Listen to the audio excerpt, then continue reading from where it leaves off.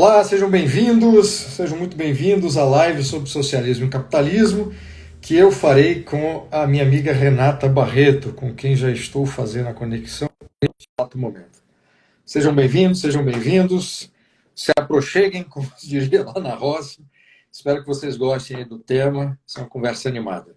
Oi, Olá, tudo bem? tudo bem? Deixa eu só Tô botar o bem.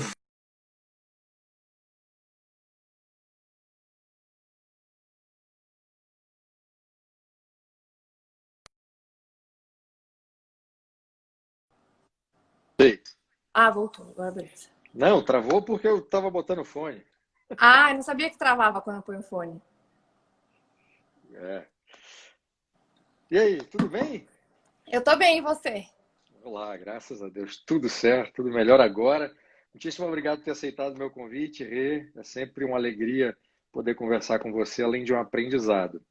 O tema da nossa live é socialismo e capitalismo, e a escolha desse tema tem duas razões. Uma é que socialismo é uma das aulas do meu curso, e outra que socialismo e capitalismo, ou capitalismo e socialismo, é o tema do seu curso, né? É. Então, a gente vai tratar de dois temas aqui que nos são caros. Deixa eu só colocar aqui o comentário aqui fixo. Espera aí que Ah, eu já boa. volto.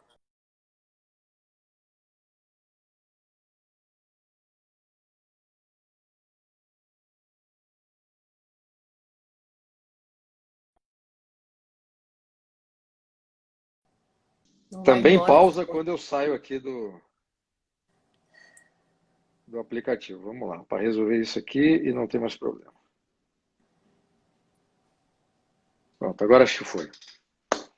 Voltemos à vaca fria, Boa. como diria meu professor de teoria geral do processo. Então, vamos lá. Socialismo e capitalismo, né? Essa grande eterna disputa entre, na verdade, um pensamento econômico que tem a sua base marxista e outro não é exatamente um pensamento, é mais digamos assim, um movimento, um instrumento que se chama, ou uma cultura, né, de negócio chamada capitalismo. Muito embora, nós temos um problema aqui de origem, né, e eu já abro assim para você falar, porque eu queria te ouvir, porque o capitalismo, essa palavra capitalismo, para definir trocas voluntárias e tal, ela não é uma criação do Marx, mas o capitalismo tal qual o conhecemos hoje, esse termo ganha o debate na Europa e depois isso se espalha para o mundo a partir da concepção marxista do que é o capital e, portanto, por extensão do que é o capitalismo.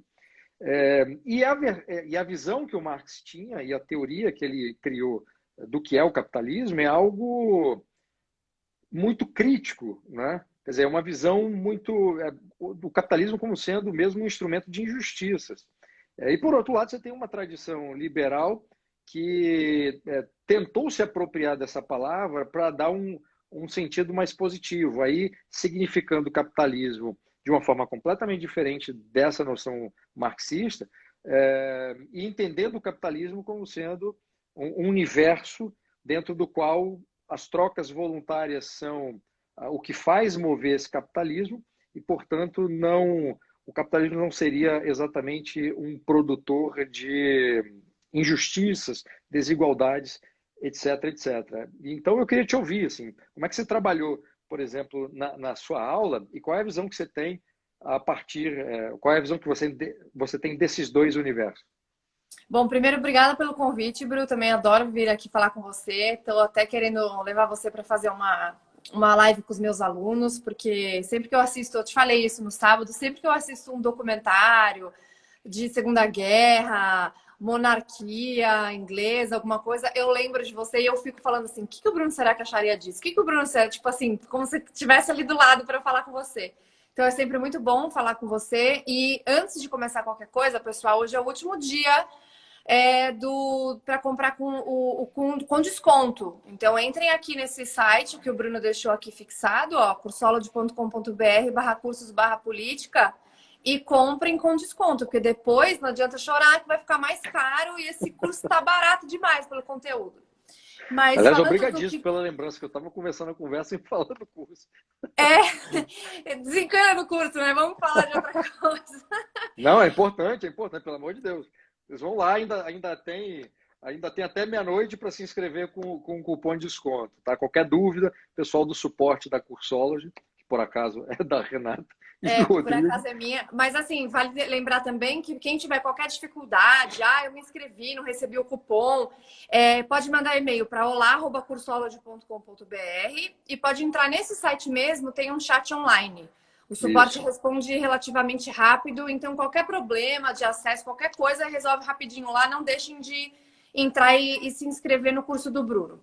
Bom, Bruno, respondendo a sua pergunta, imagina, quando eu fui escrever o curso, eu descobri, por exemplo, um outro cara socialista que veio depois de Marx, que é o Louis Blanc, e ele usava muito de maneira pejorativa o capitalismo. Os marxistas usavam já o capitalismo, meio que eles que cunharam esse termo inicialmente como algo que seria pernicioso, porque seria a busca incansável pelo capital a qualquer custo. Por essa busca. E o que aconteceu na realidade foi que, como você falou, esse termo depois ele acabou sendo modificado por aqueles que enxergavam isso de uma outra forma, de uma forma benéfica. E o que tem essa visão pejorativa que os marxistas, que os socialistas de forma geral têm do capitalismo, tem muito a ver com o entendimento errado dessa combinação de capital, de fluxos produtivos, de trabalho e de tudo isso. Então, por exemplo, nessa aula que eu fiz agora na semana passada, no módulo 5, eu falei sobre valor-trabalho, que é a teoria marxista do valor-trabalho. E ela foi refutada já várias vezes, sistematicamente, por várias pessoas. E essa teoria, ela é super furada porque ela acredita que a mais-valia, você sabe disso, né? Mas falando aqui para o pessoal, que a mais-valia é a retirada, é uma apropriação indevida do capitalista, ou seja, daquele que detém os meios de produção, do salário do trabalhador. Então, por exemplo, se eu vou produzir uma cadeira e eu levo 8 horas para produzir uma cadeira, o Marx acreditava que essa cadeira tinha um valor de 8 horas de trabalho, e que se o capitalista aí retirava uma parte daquilo como lucro, ele estava se apropriando indevidamente dessa parte do trabalhador e excluindo totalmente essa questão dos custos, dos riscos. Então, você tem custo fixo, você tem que pagar água, você tem que pagar luz, você tem que pagar o salário das pessoas, independentemente se vai dar certo ou não, se você vai conseguir vender aquelas coisas ou não. E até o próprio cenário onde o Marx escreveu o Manifesto do Partido Comunista e começou com essas ideias é um cenário muito diferente do atual, que era um cenário de revolução industrial, que realmente existia jornadas de trabalho muito grandes e tudo isso, mas o que não se fala é que a Revolução Industrial, obviamente, ela teve problemas e ela foi ruim em alguns aspectos, mas ela foi a responsável pelo desenvolvimento inicial desse capitalismo, do que a gente conhece hoje como capitalismo moderno, e que permitiu que, finalmente, o trabalhador se transformasse em consumidor.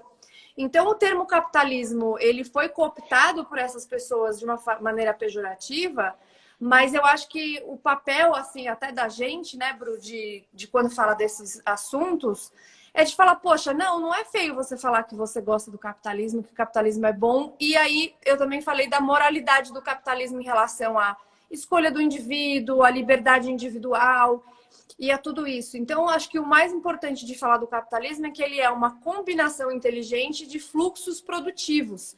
Até mesmo tem uma... Eu vou falar disso quando eu for falar de mercado de capitais, que é o módulo da semana que vem, em que o Rothbard perguntou para o Mises qual que é a diferença mais importante de um sistema socialista e um sistema capitalista. E o Mises respondeu, é uma bolsa de valores. Porque na bolsa de valores você consegue justamente ter essa otimização desse fluxo de capital, de pegar dos poupadores e passar para quem precisa.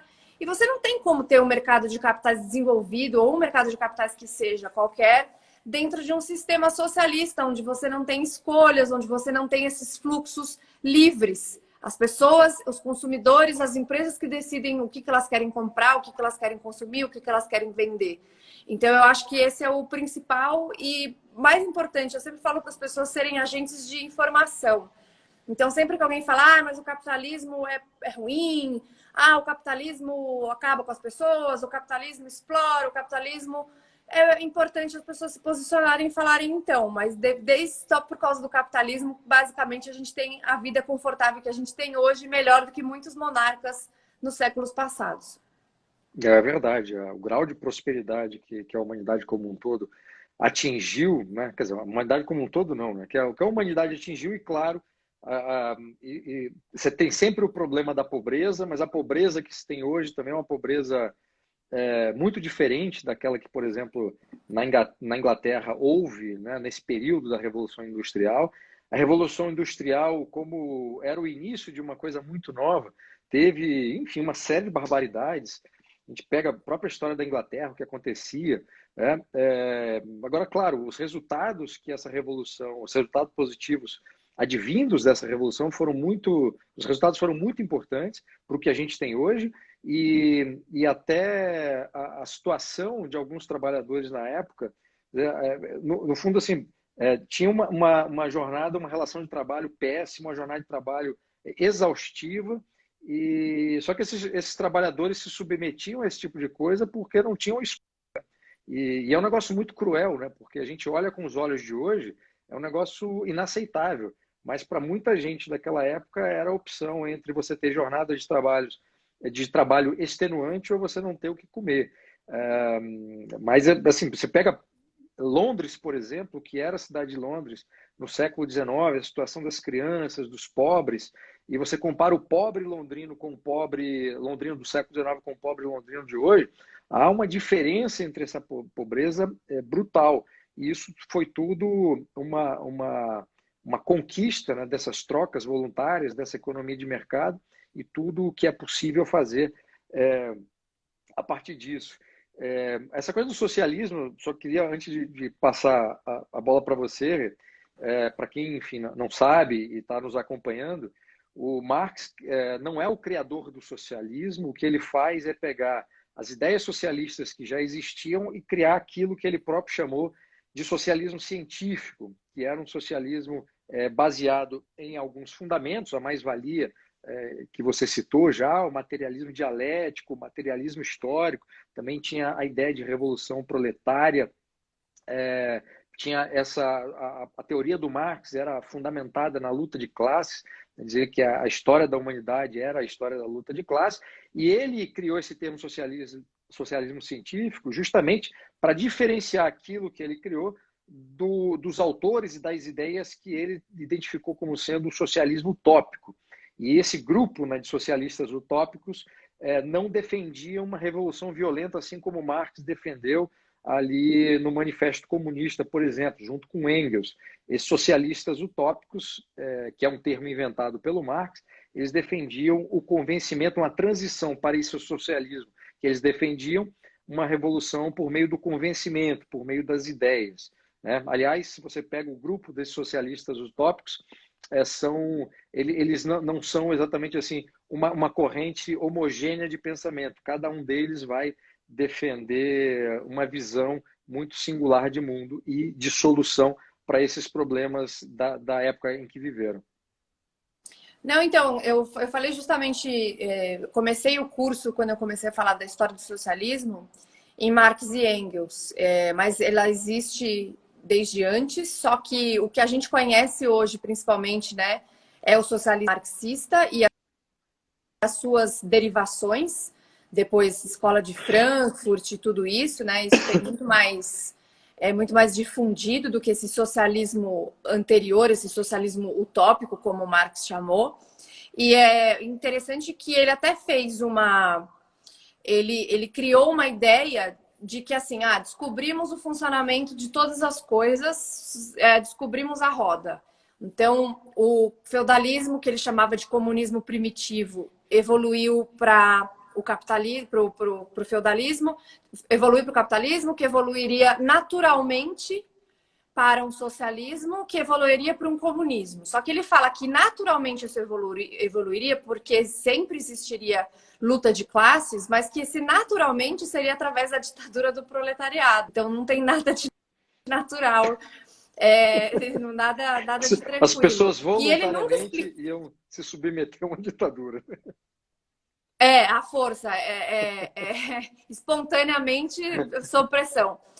E ele nunca explicou, né, Bru, como é que muita gente me pergunta essa questão. Devem te perguntar também a diferença do socialismo e do comunismo.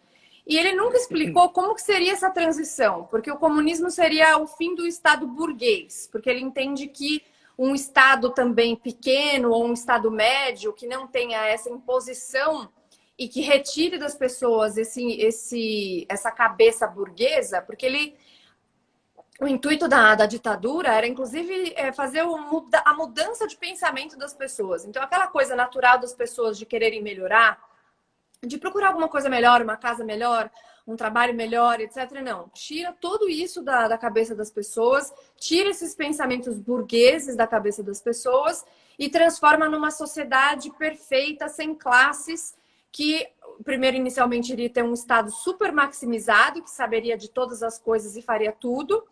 E ele nunca explicou como de um Estado maximizado iria depois para um não-Estado. Só que esse não-Estado seria um não-Estado burguês. Então, é uma teoria bastante confusa quando ela fala sobre essa questão do comunismo. E todas as coisas que ele previu, ele previu errado. Então, um exemplo que eu dei no curso, além dessa questão da mais-valia, ele dizia que, ao mesmo tempo, ele tinha até um paradoxo. Ele dizia que o socialismo iria trazer esse paraíso onde a tecnologia seria abundante, coisa do tipo, só que ao mesmo tempo ele dizia que o avanço da tecnologia iria deixar as pessoas sempre miseráveis, porque as máquinas iriam substituir as pessoas. Então, os salários sempre ficariam mais baixos, porque seria só o salário para subsistência e tudo mais. Ele também tinha uma teoria dos salários de ferro, né? A lei de ferros, em que você teria um padrão de vida um pouquinho melhor, ganhando um pouco mais, daí você teria filhos, e esses filhos, ao entrarem no mercado de trabalho, fariam com que a oferta ficasse muito grande de salários e de pessoas e o salário reduzisse. Então, várias das coisas que ele previu estavam completamente erradas, a gente vê isso hoje na prática, e eu fico meio me perguntando, Bru, como é que pode sair da faculdade gente marxista ainda? Porque é uma teoria que na época talvez até, assim, eu posso discordar totalmente, mas poderia talvez, quem sabe, fazer algum sentido naquele momento histórico do cara estar um pouco puto porque as condições das pessoas eram ruins e ele estava fazendo previsões sobre o futuro. Aí o futuro chegou, nada disso aconteceu. Pelo contrário, o capitalismo foi pela redução drástica da pobreza. Desde 1800, a redução da pobreza foi absurda. A gente cresceu, o crescimento mundial de riqueza foi 9.000%, da população quase 700%. Aí você olha para esses dados e fala, não, esse cara aqui errou, vamos inventar outra coisa. E não, né? Os caras continuam insistindo no negócio. Esse é o grande problema, que o Marx tenha criado uma obra como essa e não tinha, ou seja, a teoria dele não sofreu o teste da realidade, né? Não foi implementada e tal, aquilo ficou como uma teoria de gabinete, enfim, e dentro do seu escritório você pode criar qualquer coisa. Na cabeça dele aquilo poderia até fazer sentido, embora já autores contemporâneos fizeram críticas e demonstraram de uma forma teórica irrefutável que aquilo não funcionaria. Mas, assim, a gente pode até entender o fato do Marx ter escrito na sua época em razão dessas condições que você mencionou. Agora, o grande problema é nós chegarmos em 2020 e haver ainda muita gente que não só... muita gente que acha que aquilo tem fundamento teórico e que aquilo que pode ser aplicado na realidade depois de um século XX em que o século XX foi palco de várias experiências marxistas, todas elas deram errado sob todos os aspectos, sobre o aspecto moral, ético, sobre o aspecto econômico, político, né, as violências cometidas contra as pessoas, enfim, isso que é triste e incompreensível. Exatamente, Bru. E aí tem até alguém aqui que falou sobre, aqui o Fernando, falou mantido pelo ressentimento dos incapazes.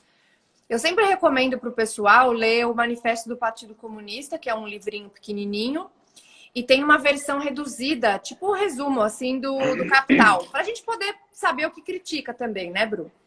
E Claro. no marxista, não, na, meu Deus, no manifesto do Partido Comunista, você sente, é palpável praticamente, esse sentimento de ódio, de ressentimento, de vingança, de inveja, de tudo isso. Porque ele é muito palpado nessa coisa da luta de classes, que ela precisa ser sempre violenta, ela precisa ser sempre um embate. E é muito louco pensar que o Engels, que foi quem escreveu junto com o Marx e que publicou, inclusive, os pensamentos dele depois que ele já tinha morrido, a segunda parte do Capital, que foi incompleta, ele era filho de um industrial têxtil muito grande e sustentava o Marx com essa grana que ele ganhava. E ele chegou a ser diretor dessa indústria, uma indústria grande. Então você vê, desde aquela época, a gente está falando de 220 anos depois. É impressionante quando você começa a ler esses escritos e traz para o século XXI o modus operandi do pessoal, como eles pensam, como eles se comportam, como eles se comunicam, parecido. Dá uma pequena reinventada, dá uma perfumaria ali, faz uma barba e cabelo, né? Mas é muito parecido o discurso, a forma de se posicionar. E aí eu até falo sobre marxismo cultural e escola de Frankfurt, porque tem muita gente que acha que marxismo cultural é uma conspiração, mas esse termo marxismo cultural nem foi cunhado pela direita, pelos liberais ou pelos conservadores, foi cunhado pelos próprios marxistas da escola de Frankfurt, os neomarxistas, que o Jordan Peterson sempre comenta. E que tem muito essa questão de que, bom, não funciona só uma guerra de classes entre proletariado e capitalista. Isso aqui está meio démodé, over. Então a gente precisa de outros tipos de guerras de classe. E eu sempre falo, não é coincidência que hoje existem várias micro guerrinhas de classe em toda a sociedade.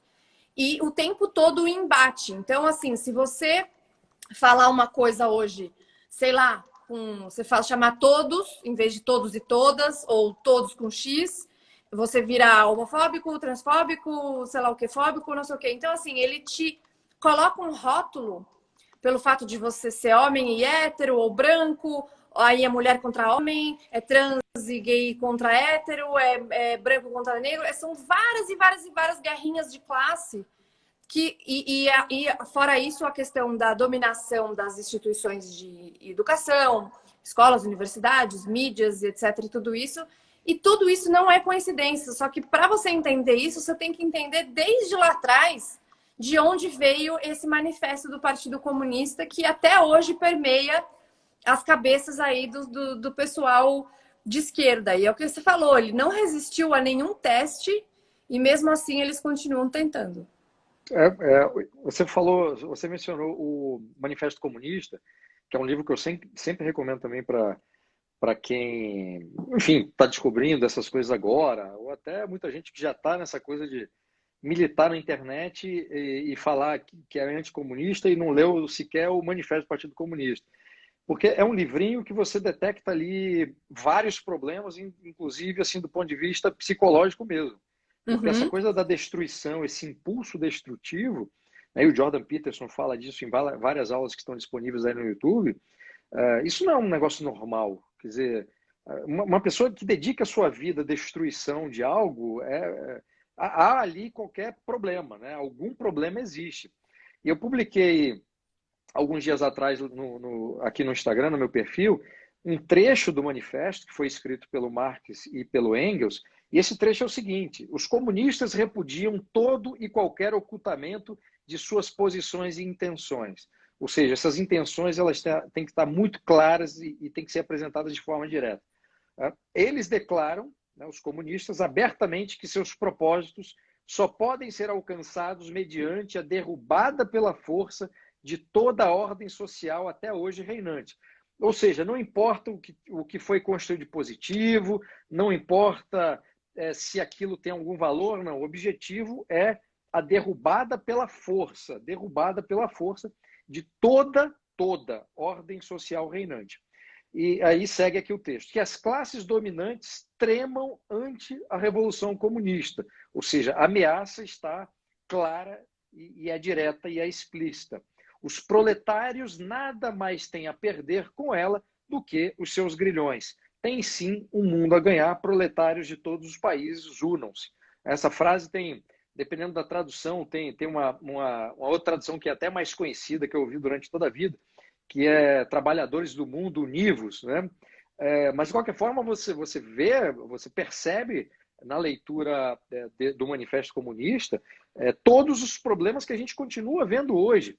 Essa ideia da luta de classes, por exemplo, e o historicismo que o Marx coloca, né, na sua obra, ou seja, a história da humanidade ela está fadada a seguir um determinado curso, aí ele vai usar a dialética hegeliana, ou vai tomar de empréstimo a dialética hegeliana para usá-la e assim explicar o mundo e assim explicar essa história, né? Esse transcorrer inevitável da história com a tese, síntese e antítese, tudo baseado nessa guerra de classe.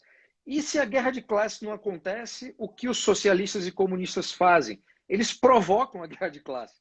Então, o que a gente está vendo já há muito tempo são representantes dessa esquerda provocando, né, todo tipo de conflito para que haja, de fato, uma percepção falseada da realidade que essa guerra de classe ela existe tal qual foi teorizada. Então, se aquilo não acontece na realidade, eles provocam para que a teoria possa parecer verdadeira.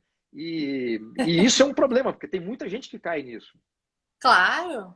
Eu não sei se você conhece essa fábula, Bruno, você deve conhecer, porque você é uma bíblia, né? Você conhece praticamente tudo, mas tem uma fábula que eu gosto muito, que chama A Cama de Procusto, e que é um cara, né, que é um monstro, um ogro que mora num lugar, tem um nome que ele mora, mas esqueci o nome, e é uma taberna, assim, para você receber viajantes, e ele tem uma cama de ferro. E quando ele recebe um viajante para passar a noite lá, que é muito pequeno, é menor do que a cama, ele estica a pessoa, estica as pernas assim. E quando é um cara maior do que a cama de ferro, ele corta as pernas. E é uma fábula uma mitologia que fala sobre essa questão de você tentar adaptar o seu modelo à realidade. E que, na verdade, você não pode tentar, aliás, você não pode tentar adaptar a realidade. Você tem que se adaptar. E o grande problema é esse. Então, assim, não existe guerra de classe, tá todo mundo bem, tá todo mundo legal. Não. Mas se você é branco, você é racista. Não, mas como assim? Meu avô era negro, moro no Brasil, um Brasil super miscigenado, meu avô era negro. Não, não. Se você é branco, você é racista. Acabou.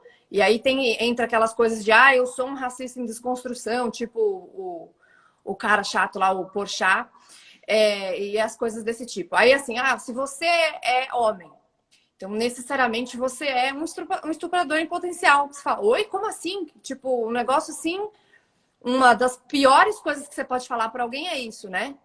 Não, mas você tem que entender que você é, sim, um estuprador em potencial. E se você é uma mulher branca, você é uma... Então, assim, criam realmente essas situações para que você sempre esteja em conflito com as outras pessoas e criam problemas. E a minha teoria, Bru, precisaria parar um dia para escrever sobre isso de uma forma mais científica, digamos. Mas, assim, a minha teoria, Bru, é que justamente esses tempos fáceis, mais fáceis, que produziu toda essa riqueza que a gente vê hoje, as facilidades que a gente tem hoje, tudo, também produziu pessoas fracas.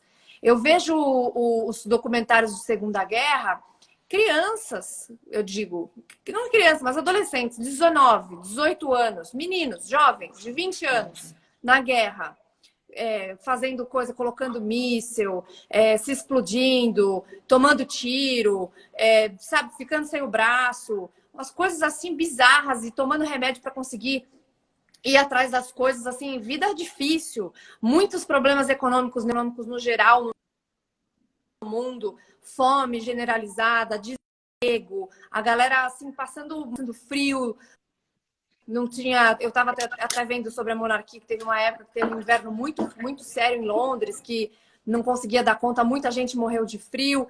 Então, assim, coisas que hoje em dia não existem mais, ou diminuíram de um jeito muito grande, meio que produziram essas pessoas fracas, que você não pode falar nada, que se ofende, que busca o tempo todo um jeito de ser a mais vítima. Não sei se você concorda comigo, mas eu acho que até mesmo o próprio capitalismo e suas facilidades criadas levaram a gente a essa geração de gente mimada. Quando você tem mais recursos, quando você, para comer, não precisa ir até o mato para caçar um animal, quando você precisa comer um frango, quando você quer comer um frango, você não precisa mais ter que matar o animal, depenar, esse tipo de coisa, você tem mais tempo e mais facilidades para, inclusive, considerar que aquilo tudo que você tem não é o suficiente, né? Isso tem um efeito psicológico complicado. Na hora que você estava falando o negócio lá da história do Procusto, eu estava aqui procurando, que eu lembrava mais ou menos, mas eu queria citar de forma correta, uma frase do grande Milor Fernandes, que é a seguinte: o comunismo é uma espécie de alfaiate que, quando a roupa não fica boa, faz alterações no cliente. É perfeito! Então, tá igual. Perfeito! É a cama de Procusto colocada na realidade, é isso aí. Exato. Mas eu acho que isso tudo está conectado. E também, assim, muita coisa foi acontecendo do ponto de vista psicológico também, e o próprio comportamento dos marxistas, né? Aquelas pessoas que eram ligadas ao Partido Comunista, ao Partido Comunista do Brasil, no caso brasileiro. Se você pega as figuras importantes do partido, aquilo que eles defendiam, talvez esse pessoal hoje que está vinculado à esquerda, alguns até se acham herdeiros assim dessa tradição revolucionária do Marx, ficassem chocados assim, com determinadas posições, né? Esses comunistas antigos provavelmente não endossariam muita coisa. Comunista raiz, né? Comunista raiz ia ver os comunistas Nutella e ia falar que merda isso daí. Provavelmente, assim. É claro que se você for hoje no site, sei lá, do Partido Comunista do Brasil, como já é uma turma, já não é essa velha guarda, eles já assimilaram muita coisa dessas pautas atuais, né? Identitárias, de minoria, etc. e tal. Mas, de qualquer forma, enfim, esse marxismo criado por Marx, ele sofreu uma série de alterações, tem toda uma bibliografia dos neomarxistas, né? Tem todo um estudo que tentam, inclusive, corrigir determinadas falhas ou até interpretar determinadas passagens dos livros do Marx que não estão muito claras, né? Eu não leio em alemão, então eu só tive acesso aos livros do Marx por tradução, e muita coisa é muito confusa na tradução, né? Para você entender é muito difícil, mesmo que você tenha uma formação em economia, mesmo que você saiba aquilo que está sendo dito, né? Mas essa pauta, digamos assim, mais moral, você não consegue ver isso nas principais obras do Marx, por exemplo. Em texto de jornal estava mais claro e tal. Mas eu acho que o que a gente está vendo na esquerda hoje é uma apropriação tanto esquisita daquilo, né? Mas talvez até seja um desenvolvimento natural, para usar aí o historicismo do Marx, daquilo que ele próprio deixou. Mas, de fato, quando você lê o Marx e vê quem tem feito assim, um trabalho em defesa da esquerda, há um descompasso aí muito esquisito. Teve uma coisa que você falou a respeito da diferença entre socialismo e comunismo, né? De fato, não existe uma descrição, até como seria essa passagem, essa descrição não existe. O comunismo aparece nos textos de Marx como uma meta, né? E essa meta passa pela destruição do Estado burguês. Os anarquistas, por outro lado, já defendiam a extinção do Estado, ponto, independentemente de qual seria a versão desse Estado.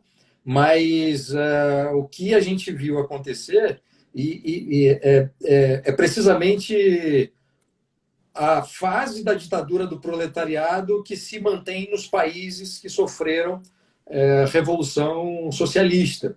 E aí tem um aspecto curioso que é o seguinte: você tem países socialistas cujo partido é comunista. E muita gente sempre me perguntou isso, né? Por que existe isso? E eu até explico isso na aula. É porque o partido é comunista, porque o comunismo é o horizonte, o comunismo é o fim pretendido. E o regime é socialista porque é ainda a fase transitória rumo a esse comunismo. Só que essa fase transitória não chega nunca. Nunca acaba, na verdade, né? Você nunca teve uma experiência de fato 100% comunista, porque nunca ninguém conseguiu fazer essa abolição, né? Do Estado burguês, digamos assim. Só que, é o que você falou, é confuso, a própria obra do Marx é muito confusa, ele não explica como que seria essa transição, só que necessariamente para você chegar nesse comunismo aí, que, né, é essa utopia de terminar o Estado e não haver mais nenhum tipo de classe, você precisa passar pela ditadura do proletariado e maximizar o Estado ao máximo, que também é uma baita incoerência, você maximizar o Estado ao máximo e depois você tira o Estado. Só que é aquilo, mas que Estado? É o Estado burguês, mas o que seria esse Estado? Então, ele é confuso, você não consegue, através nessas obras dele, descobrir exatamente como é que ele pretendia isso, mas até aí também deixa pra lá, melhor nem descobrir mesmo. Ainda bem que ele morreu antes, porque eu nem sei como é que seria depois se ele tivesse concluído a obra, se não ia ter sido pior. Não, o que eu ia falar só é da questão do revisionismo, né? A gente vê sempre uma tentativa de melhorar, por exemplo, a experiência marxista na Rússia, que se tornou depois União Soviética, que foi, né, um crime contra a humanidade, matou milhões de pessoas, até o próprio Stalin. A figura do Stalin e o stalinismo inspirou Mao Tse-tung na China. Então, aquilo ali foi assim uma coisa horrorosa, né? Uma coisa que ninguém poderia querer perseguir. E você encontra até hoje historiadores, pessoas formadas em história, que viram e falam assim: mas sabe assim, Stalin nem era tão ruim, na verdade. Foi meio sem querer aqueles negócios assim que aconteceu, que matou um monte de gente. Foi sem querer. E aí você pega gente que fala, Bru, gente, não sei se você já viu, se você nunca viu, não procure, porque dá indigestão, que nega, por exemplo, o Holodomor, que é aquele crime, né, que eu sempre conto, que é o crime contra a humanidade, que foi um confisco de grãos feito pelo Stalin, que matou pelo menos 7 milhões de ucranianos. E existem youtubers, historiadores que negam isso, dizem que isso nunca aconteceu. E é um fato histórico, documentado, tem tudo bem organizado para você saber que isso realmente aconteceu. E aí eu queria te perguntar, como é que você vê essa questão do revisionismo histórico? Cada hora um vira e fala uma coisa totalmente absurda. E como que a gente pode lutar contra isso, além do que a gente já faz, assim, dos nossos cursos e tudo isso? Esse revisionismo, né, quando se trata de coisas que efetivamente aconteceram, que tem provas, enfim, do lado comunista, né, aquela grande fome, acho que na Hungria, comandada pelo Stalin, tem esse episódio na Ucrânia, enfim, tem tantos outros, assim, a quantidade de gente que o Stalin matou dentro da Rússia. Quando se fala se tenta fazer esse tipo de revisionismo, para mim é igual o revisionismo em relação ao Holocausto. Né? Uhum. Então, é absurdo, assim, né? Exato, assim, sempre que aparece algum historiador ou alguém tentando questionar o holocausto judeu na Alemanha, essa pessoa é imediatamente rechaçada. Talvez aquele que tenha durado mais tempo nos holofotes e tal, até finalmente cair em desgraça, no caso do nazismo, que é o historiador britânico David Irving. Enfim, eu acho que ele que conseguiu assim, durar mais tempo, tendo uma certa reputação e conseguindo fazer palestra, vender livro, até cair em desgraça. Mas no caso do socialismo, comunismo e tal, das experiências históricas trágicas, o tratamento deveria ser o mesmo. Assim, quer dizer, é negar a realidade, né? Se a teoria já tenta negar a realidade, você negar o fato histórico e fatos históricos que foram tão violentos, tão cruéis, é um negócio inadmissível, assim. Mas é justamente Agora, esse meu ponto, Bru. Desculpa te interromper, mas é justamente assim, esse meu ponto. Existe uma tolerância na sociedade com esse tipo de coisa que não existe com o nazismo. E quando eu fui para os museus do leste europeu, lá visitei vários e tal, eu sempre falo isso nas aulas e quando eu falo aqui também no Instagram. Eles retratam o nazismo e o comunismo como duas coisas igualmente horríveis. Então, assim, o nazismo ele tem uma característica maléfica que faz com que as pessoas tenham um horror mais rápido ao nazismo, porque ele fez basicamente uma fábrica de matar as pessoas, né? Então isso naturalmente faz com que você tenha uma aversão natural mais rápida ao nazismo, que é bom, né? Ainda bem que as pessoas têm aversão a isso. Só que o comunismo, em número de mortes, em tempo de ocupação, o socialismo, né? A União Soviética, a própria China, em número de mortes, em tempo de ocupação, em problemas causados na sociedade, ele foi muito pior. E o pessoal do leste europeu que viveu essa história, todos os museus eles colocam um lado ao lado do outro. E não é uma questão de comparar assim, mas é tudo de direita, é tudo de esquerda. Eu falo para as pessoas, esquece isso. Esquece como que você quer chamar isso. Se você quer chamar de esquerda ou de direita, esquece isso. Agora pega as similaridades em relação à parte econômica, em relação ao funcionamento do Estado, em relação ao autoritarismo e em relação às consequências. As consequências do comunismo foram piores em termos de número de mortes do que o próprio nazismo. E mesmo assim, a nossa sociedade tolera isso. Isso é que é impressionante, né? Você ter partidos comunistas, partidos socialistas, depois de tudo que aconteceu, depois do que essa ideologia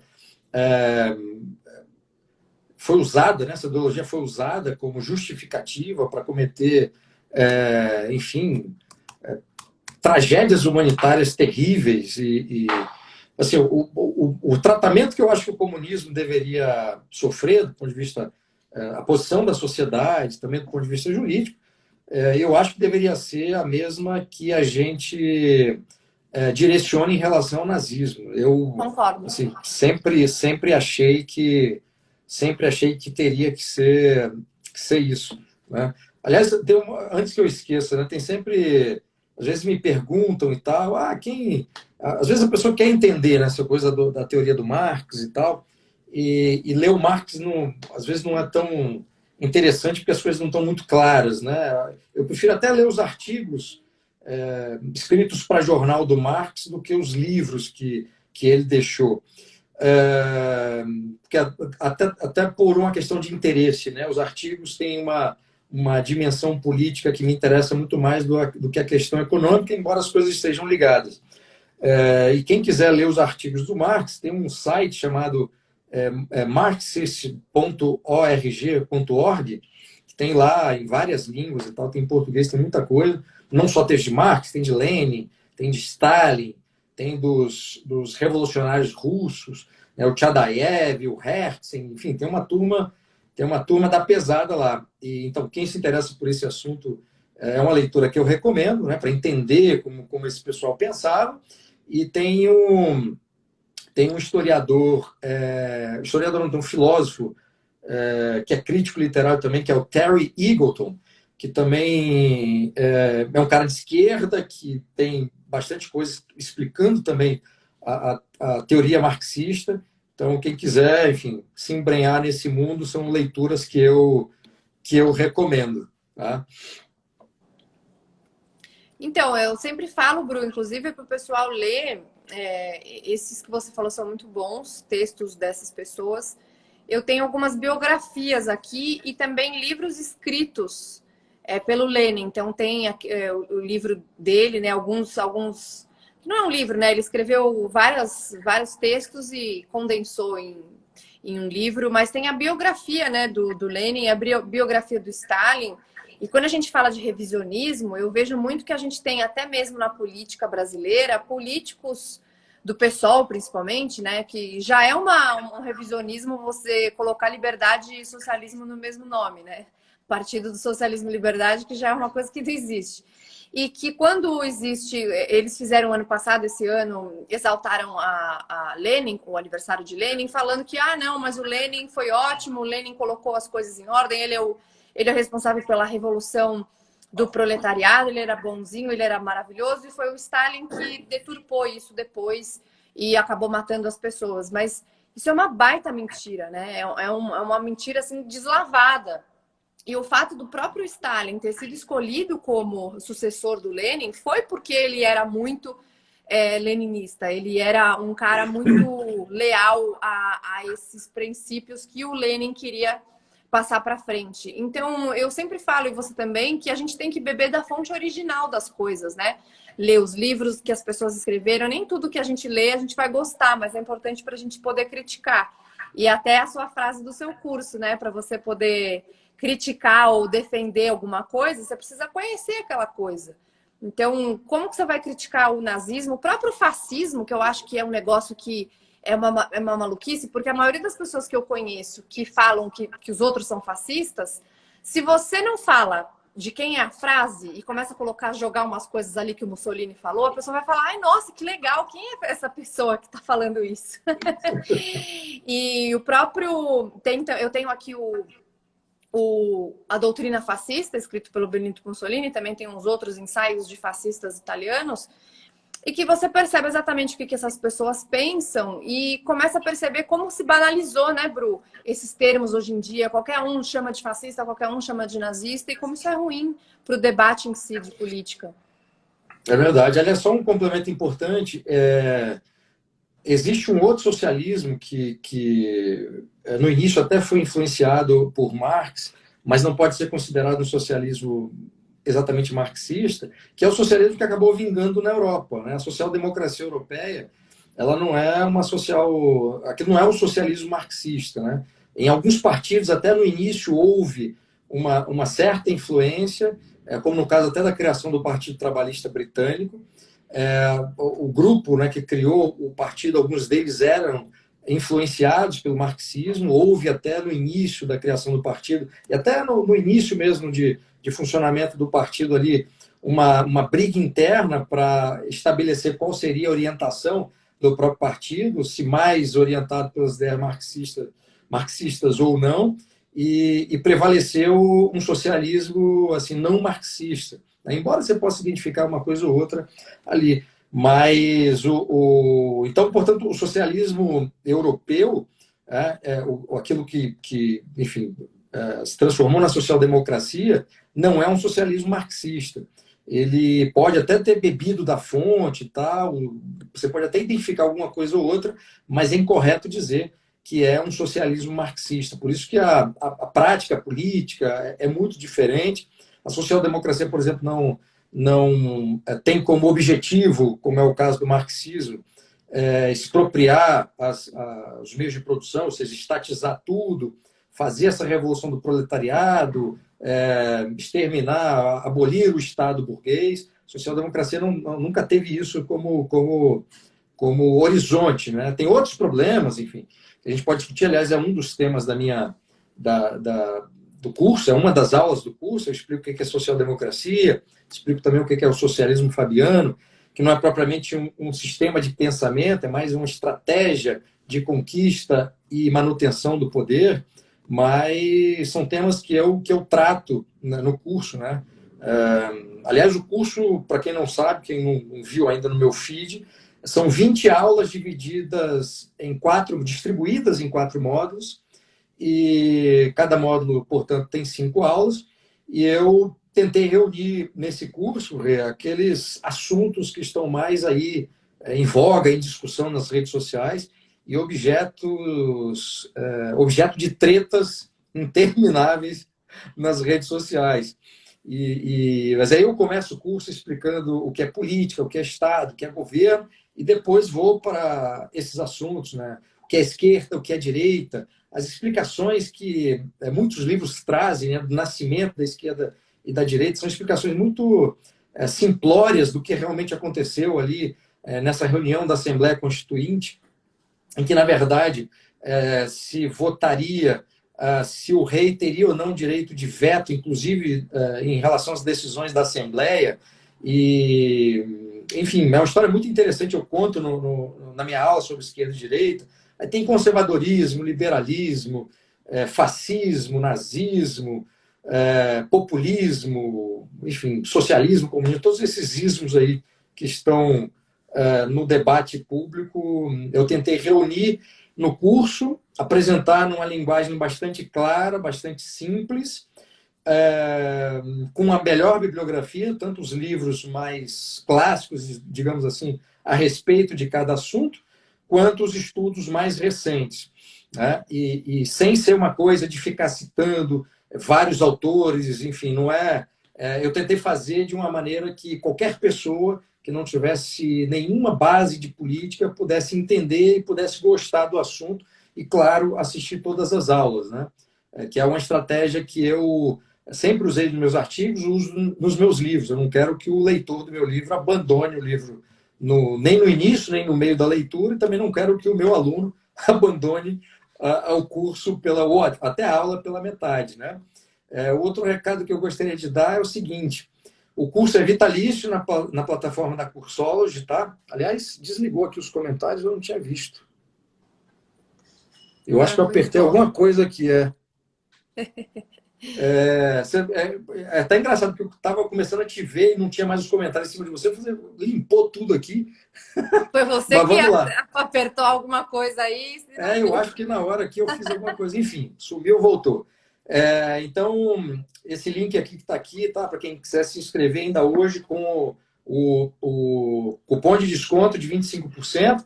O curso é vitalício na plataforma da Cursology, então, mesmo que você não tenha tempo agora, você pode se inscrever e pode ver quando quiser, né? Não tem problema algum em relação a isso. O curso tem 16 horas e meia de aulas, mais um conteúdo extra de mais de 3 horas. E quem completa todas as aulas, quem assiste todas as aulas, recebe um certificado gerado pela própria plataforma, e acho que é tudo. Não, bom, eu vi as aulas, né? Não vi todas, mas eu vi quase todas lá quando você fez ainda na outra plataforma. E o que eu acho que é muito importante das pessoas entenderem, por isso que é um produto legal para elas comprarem, é que, assim, primeiro que é vitalício, então ela pode usar como instrumento de pesquisa até, né? E o que eu sempre falo, até mesmo no meu curso, é que, assim, a gente vai dar um norte, né? Então, assim, olha, esse é o conceito principal disso aqui, tem aqui alguns autores. E isso até estimula as pessoas a fazerem a própria pesquisa, porque fazer a própria pesquisa faz você aprender muito. A gente que escreve cursos, a gente aprende muito fazendo essas pesquisas. Então, vocês, como alunos, também podem aprender muito, porque você começa a se achar um pouco mais nesse mundo, que antes é tudo muito confuso, você não sabe direito onde pesquisar, você não sabe direito que conceito é o correto. Então, dar esse norte em cada um desses conceitos faz muita diferença. E hoje em dia, que tudo é tão banalizado, colocam o nome de qualquer coisa, tipo, qualquer coisa que aparece aí que é contra o que eu acredito, aí o cara vai lá e fala, é fascista, é nazista. Aí fica todo mundo confuso, ninguém sabe do que está falando. E eu gosto de falar sempre o seguinte, Bru, você pode colocar batom num porco, ele continua sendo um porco. Então, não adianta você falar assim, socialismo eu acho que tal coisa. Fascismo eu acho que quando você vota no não sei o quê. Entendeu? Então, assim, não dá para ficar nesses achismos e banalizar todos esses conceitos que são, né, desenvolvidos por séculos, até você conseguir entender tudo aquilo. E depois que você entende o básico desses conceitos de política, até acho que o nosso curso é muito complementar um ao outro. Depois que você entende bem esses conceitos, meio que abre um pouco a sua cabeça para você poder ter uma opinião. Não é assim, eu acho que você tem que ter a minha opinião. Não, eu quero que vocês façam, e o Bruno também, a pesquisa de vocês, a partir daquilo que a gente traz para vocês olharem e falarem, bom, deixa eu ver se esse autor escreveu isso mesmo. Deixa eu ver qual que é a interpretação que eu tenho daquilo que esse cara falou. E isso faz muita diferença, até mesmo, Bruno, eu não digo só para a nossa vida política, mas a vida, no geral, melhora muito depois que você melhora esses conceitos, que você entende melhor esses conceitos, política, economia e tal. É verdade. Enfim, todo conteúdo que eu faço, e o curso é um deles, mas falando especificamente do curso, eu uso a estratégia do jiu-jitsu, né? Que eu faço jiu-jitsu, acho que todo mundo já sabe que eu fico falando isso o tempo inteiro, mas o fato é que o jiu-jitsu é uma luta de autodefesa, né? E o conhecimento, como você falou, Rê, ele serve também para isso. Porque se você for atacado e você tiver o conhecimento, assim como no jiu-jitsu, se eu for atacado por alguém, eu sei me defender, né? Do ponto de vista físico, o conhecimento permite que você se defenda se alguém te atacar ou se alguém ficar falando um monte de besteira, né, a respeito de assunto que muitas vezes não domina, e isso é mais ou menos a média. E você também fica muito tranquilo se você não quiser entrar em confusão, em treta, em discussão. Mas você tem aquela satisfação de saber que você sabe, né? E saber que o outro não sabe. E isso te dá uma segurança também, Sim. inclusive para você não entrar em treta, né? Ou para entrar, gente, assim, gostamos às vezes, de treta. mas Como diz alguém aí que mora na sua casa, a treta é o combustível da humanidade, mas não sei quem é que disse isso aí. É verdade. A Mari criando essas coisas, essas frases. Mas, de fato, assim, mas assim, o que às vezes me preocupa é que muita gente, às vezes, entra numa treta dentro de família, às vezes numa reunião familiar, sem ter esse argumento e só provoca confusão, sem ter o conhecimento, só provoca confusão, né? Não tem um argumento, às vezes, enfim, a outra pessoa que está lá tem alguma informação a mais, então só tem a treta e não tem todo o resto, né? Então é isso. E sobre essa coisa do aluno, né, depois se aprofundar e tal, Rê, eu queria até que você falasse como é que é no seu curso, e a gente já está quase acabando aqui. Mas no meu curso, cada aula, abaixo de cada aula tem a descrição curta da aula, mas tem uma coisa que é mais importante. Tem lá sugestões de livros em cada aula, ou seja, de cada assunto, eu coloquei lá sugestões de livros para quem quiser se aprofundar, desde os livros bem básicos até livros mais avançados, e sugestões de filmes, séries ou documentários, aí dependendo do assunto, né? Tem muitos assuntos que eu consegui, porque eu já tinha visto, indicar série, indicar filme, indicar documentário. Outros assuntos não, só deu para indicar às vezes um filme. Mas é uma maneira também que eu encontrei de fazer com que a pessoa pudesse ter um aproveitamento maior a partir daquele conteúdo que eu dei. E Sem só para dúvida. terminar aqui, antes de passar a palavra que eu queria te ouvir, tem muita gente perguntando aqui que já é meu aluno na outra plataforma, na Hotmart. A gente está tentando, do ponto de vista técnico, ver a possibilidade de migrar todo mundo, né? Não era nem migrar, né? Porque as pessoas vão continuar com acesso ao meu curso na Hotmart. Seria permitir o acesso dos alunos que já estão lá, da primeira e da segunda turma, permitir o acesso na outra plataforma, sem ter qualquer custo com isso, tá? A gente está vendo a viabilidade técnica, se a gente conseguir, vocês todos receberão um e-mail, né, com acesso e tudo mais, tá bom? Então, é isso. Então, conta aí como é que Rê, como é que você fez isso aí nas suas aulas e a gente já encerra. Não, então, rapidinho, eu falo de algumas séries e alguns livros durante o próprio curso, quando eu estou falando, eu lembro ali na hora e falo, indico tal coisa, mas como tem um Instagram fechado do curso, eu coloquei lá nos destaques, a cada fim de módulo eu coloco a indicação dos livros, e nas lives que eu faço de cada módulo também eu falo de séries, de documentários e tudo isso. Mas eu deixo bonitinho nos destaques lá os livros. E eu acho que isso é muito legal, Bruno, justamente porque, assim, às vezes a gente nem vai indicar um livro que a pessoa vai descobrir, mas o fato dela conseguir já fazer uma pesquisa mais direcionada, porque ela tem um pouco mais de conhecimento, já faz muita diferença. Ó, Ana Paula, chegou tarde, Ana, mas dá tempo de mandar um beijo para você. Beijo, Ana. Beijo, Rodrigo Marinho, que apareceu aqui rapidamente também. Recado aqui para o pessoal, gente. Não percam a oportunidade de investir em vocês, em conhecimento, porque, como eu sempre falo, entender mais de política e de economia não é só... também, mas não é só para treta ou para discussão ou para embasamento. Mas você enxergar o mundo de uma forma mais correta, de saber o que aconteceu de verdade, entender os conceitos políticos e econômicos, faz com que você tome decisões melhores na sua vida. Então, aproveitem, último dia. Verdade. Gente, brigadíssimo, tá? Você falou do grupo do perfil do Instagram. Também no curso, a primeira e segunda turma já tem lá um perfil exclusivo e fechado do Instagram, onde eu faço as lives. Para essa terceira turma, eu vou fazer 2 lives para poder responder as dúvidas que vocês tiverem. Cada live será para cada 2 módulos. Então, 2 módulos, faço uma live, outros 2 módulos eu faço uma live. Então, é isso, nosso tempo acabou. Rê, brigadíssimo pela generosidade, pelos ensinamentos e por ter aceitado o meu convite, tá? Nem sei como agradecer. É até um absurdo alguém como você falar de ensinamentos. Eu que aprendo com você todos os dias, já aprendia muito antes de te conhecer, quando eu li seus livros. E fico muito feliz de ser sua amiga, amiga da Mari, e também de participar com vocês ativamente em tudo isso, no curso, com a plataforma e tudo isso. Fico realmente muito feliz. E obrigada a todo mundo que nos assistiu. Comprem o curso do Bruno, que vale a pena. Obrigadíssimo. Beijo grande. Beijo. Olha, hoje é o último dia para comprar com desconto. A partir de meia-noite já não tem desconto válido. Tá? Aproveite. Boa noite. Beijo. Obrigado, Rê.